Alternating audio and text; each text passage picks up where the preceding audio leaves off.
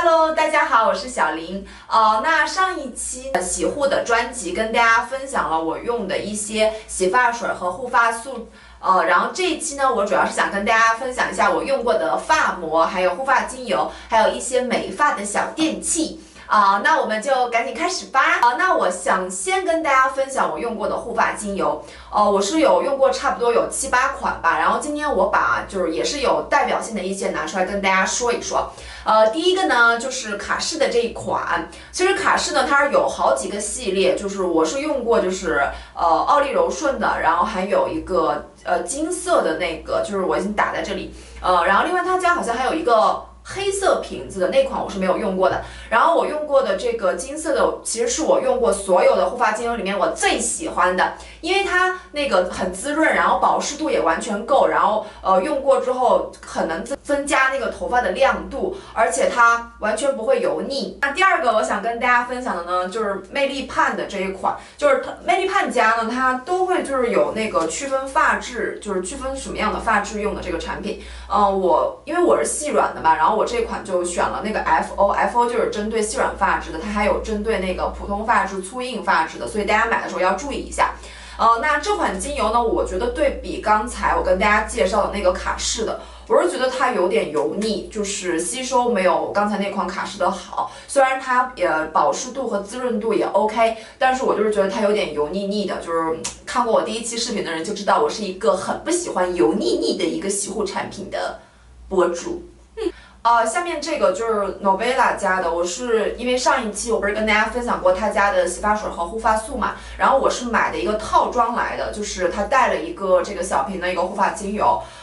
它这个护发精油我真的觉得还蛮好用的，就是吸收也比较好，然后保湿度、滋润度也OK， 然后它不像他家的那个洗发水和护发素没有什么香味儿，它这个还有一个淡淡的那种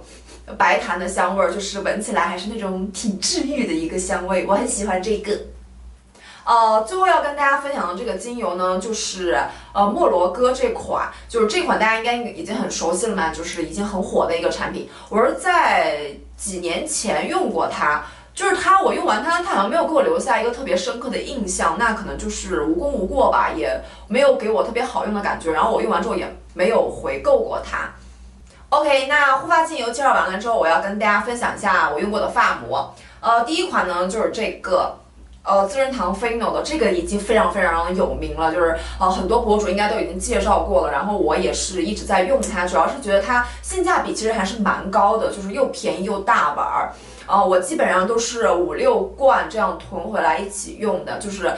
我怎么去评价它呢？就是你肯定不能用它去跟那种几百块钱或者是很贵的一个发膜去比，但是它肯定比护发素要好用的多。如果你们就是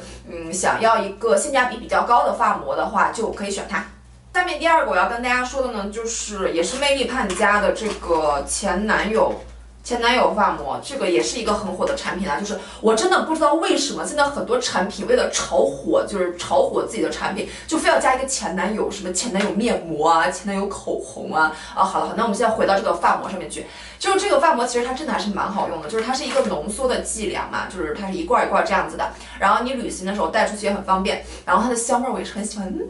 然后那个像我的头发又比较多又比较长，所以我每次大概要用2管的样子啊，一般的话可能用1管就够了。我主要是会把它涂在我的那个发尾的部分，然后我基本上我涂了它，然后吹干之后的那个头发的质感要比我不涂它的时候确实要滋润柔顺的多，所以呢它叫前男友发膜我就认啦。那下面我要跟大家分享的就是加纳宝家的这一款，然后这一款呢，其实跟我给大家介绍的第一款那个资生堂 Fino 的那个差不多，就是价格是差不多的，然后效果其实我也没有明显的感觉他们俩有什么差别，只是说有时候我会用腻那个资生堂那款的话，我会把它囤回来用这样子。然后它的香味我是比较喜欢的，它是一个水果香型的，就是这一款它是有好像是有2款吧，我一般用的是橘色的这一款，橘色这款主要是主打保湿滋润，还有一个黑色款呢，它是一个蓬松的，所以一般像我这种金毛狮王是不会选那个蓬松功效的。那橘色这一款的香味好像是一个蜜桃，就是蜜桃杏子那样的一个水果香型的，我个人还是很喜欢的。前面我跟大家介绍的呢，就是我自己在家里面会做的会用到的一些发膜。那下面跟大家介绍的这2款呢，是我有在发廊里做过的。第一个呢就是那个卡诗的那个鱼子酱系列，就这个真的很贵啊，就是做一次。